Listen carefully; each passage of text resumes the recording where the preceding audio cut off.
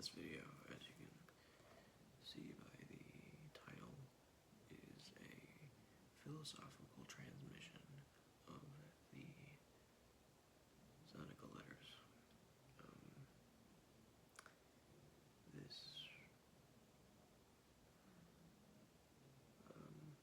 video was inspired actually a little while ago, maybe a couple months ago, and I just didn't know how I wanted to format it, because Seneca, in his books, they're pretty dense, and I've quoted quite a lot of them. I just didn't know how much I wanted to sort of relay to you guys. Of course, no reserve for greed here, more or less. A healthy giving, you may say, to help you advance in your own personal search, because I want to make sure you keep that personal part, not just listen to me. So yeah, there's I can do an overview of philosophy or whatever, but essentially, Stoic philosophers, there's a handful of them. Philosophers in general, there's a lot of them. But my gauge, essentially, when I was looking for thought leaders, was so you take someone like Marcus Aurelius, for example, and he's like cooped up in a fucking kingdom in his subordinates, and he's literally the king in the game of chess. He only really gets to move one piece at a time. So he's kind of like this all the time, right? I kind of wanted just a season of this sort of thought philosophy in my life, and I thought Seneca was a really powerful teacher in that aspect.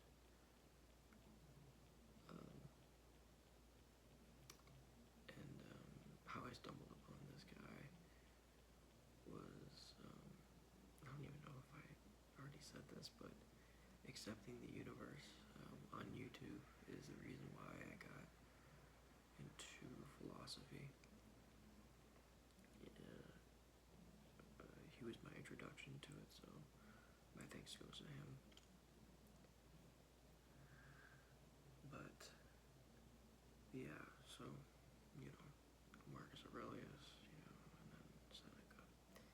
I chose Seneca, and I didn't read every letter, but I read like at least 75 of them. So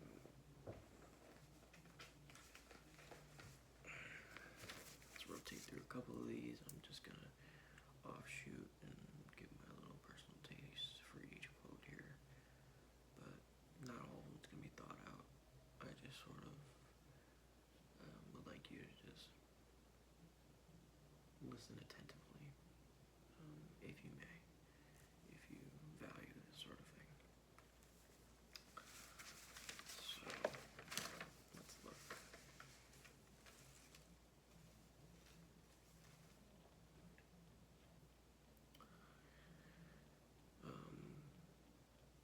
So here it goes.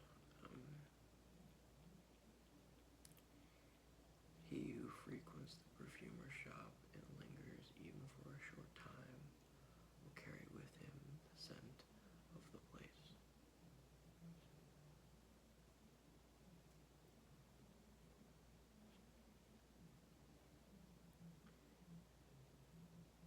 As long as you live, keep learning how to live.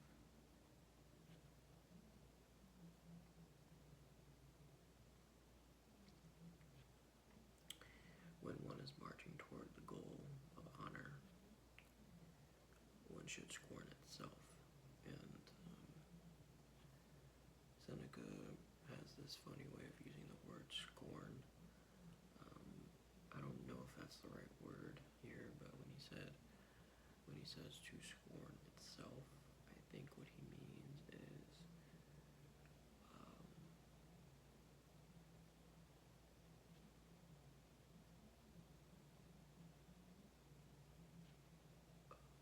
introspection. So when one is marching toward the goal of honor, one should scorn itself. So one should introspect itself. Does that make sense?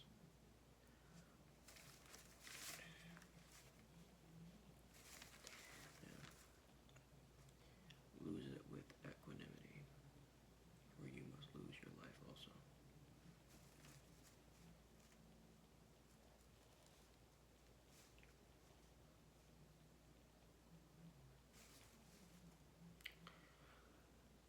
The good of the body is corporal.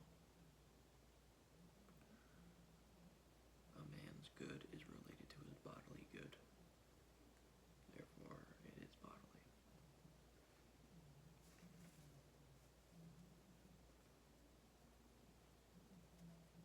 This is a pretty famous one.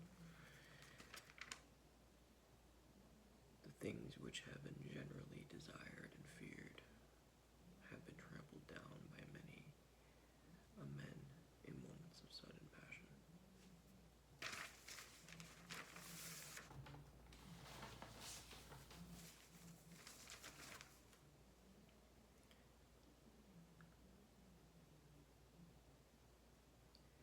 You will be showing this sick man what he ought to do if he were well, instead of making him well.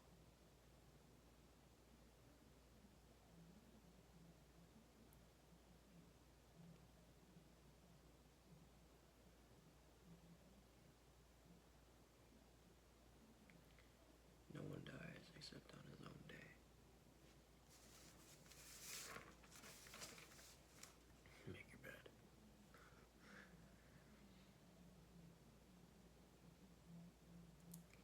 You should look not to the source from which these things come, but to the goal to which they tend.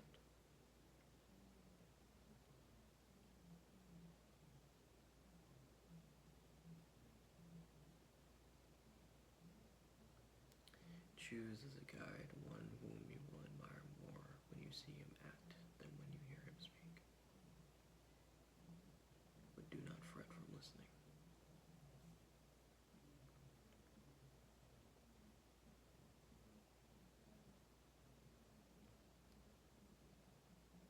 Hasten to find me,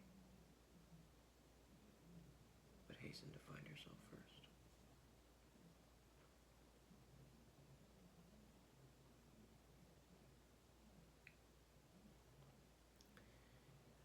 A shifting of the will is at sea, heading in various directions according to the course of the wind.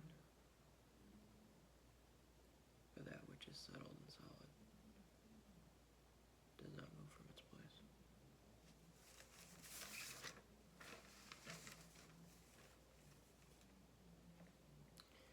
And now, as opposed to Buddhist philosophy, they talk about the wheel of samsara. I know it's an indefinite thing, and that the wheel turns and keeps spinning. Now, this is why I kind of have my critiques about that sort of way of thinking when it comes to that in the Stoics. This is it particularly.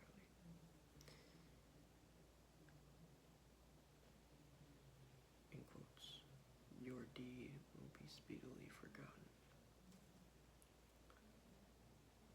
As a rebuttal, the Stoic would say, all these matters lie outside my task. My thoughts are on the deed itself. I know that this is honorable. Therefore,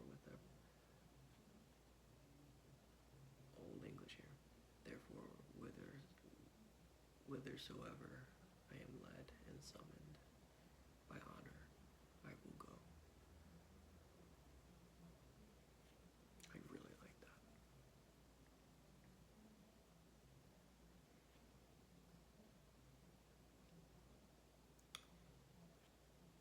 And then it goes back down. It's the good that can be given can be removed.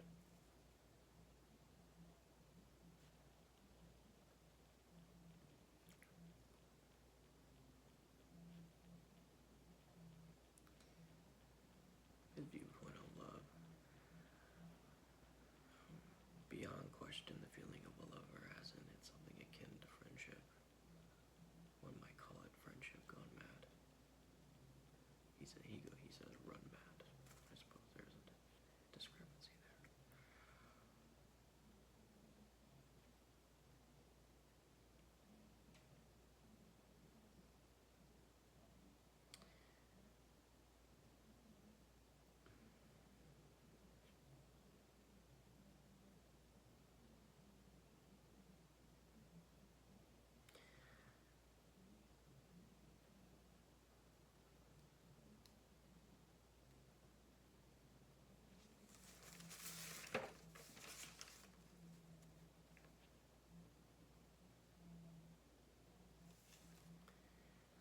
Apply careful investigation, considering how our fails actually stand, and not of what men say of them.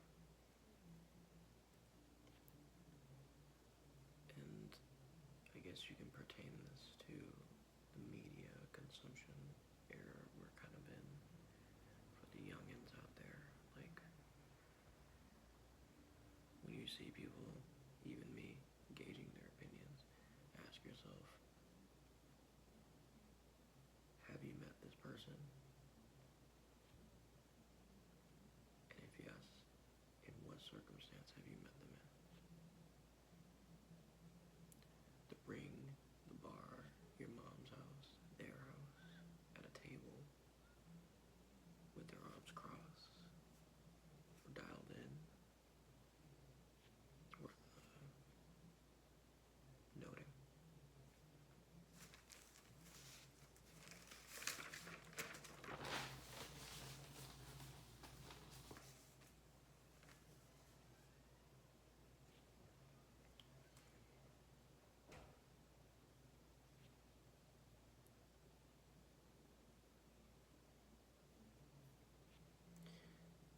Thus it follows that we are unwilling to be reformed,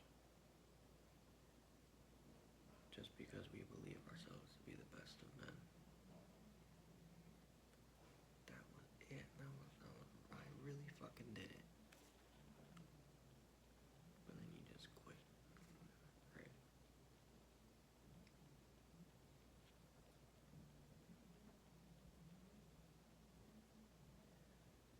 Many writers are tempted by the charm of some alluring phrase to some topic other than that which they had set themselves to discuss.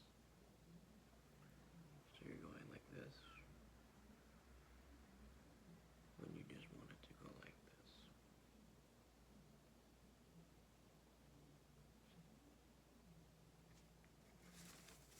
Gauge the value on that.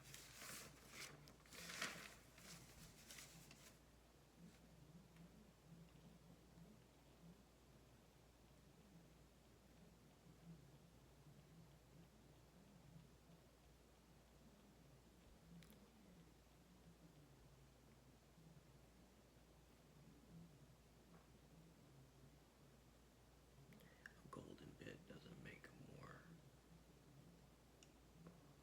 excuse me, a golden bit doesn't make a better horse.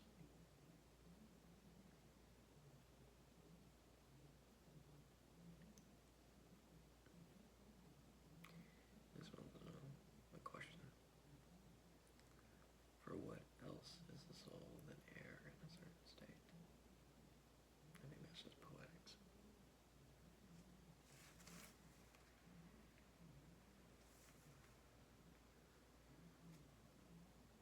This is his tidbit on pursuit, romantic pursuit. The reason is unwillingness.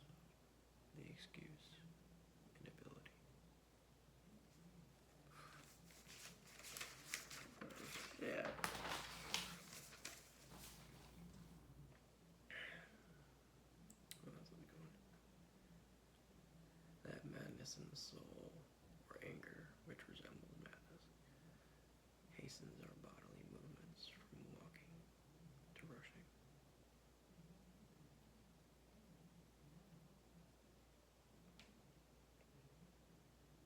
This is the one I remember the most. As a motivate, motivate, motivate, you know. All you need to do is advance. You will thus understand that some things are less to be dreaded, precisely because they inspire us with great fear. No evil is great, and great which is the last evil of all. Death arises. It would be a thing to dread if it could remain with you. But death must either not come at all, or else must come and pass away.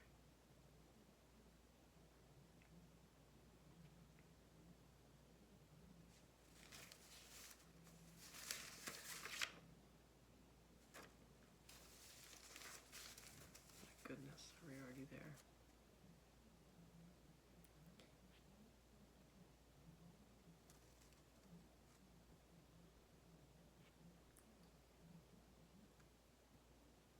And this is like the essence of his Stoic philosophy, essentially, or Stoicism.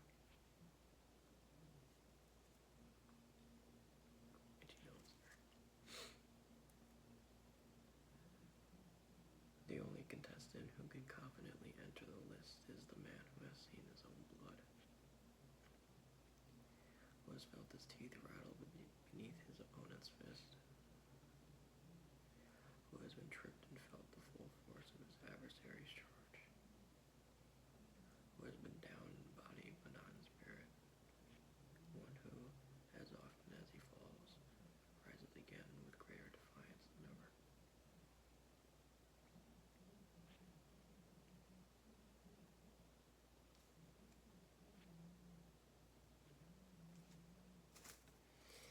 And accordingly, some things torment us more than they ought, some torment us before they ought, and some torment us when they ought not to torment us at all.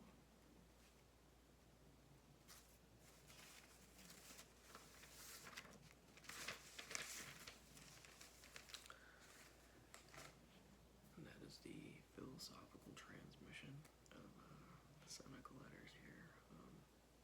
I had a blast writing all these down and just going through those books. There's so much that doesn't even scratch. Like,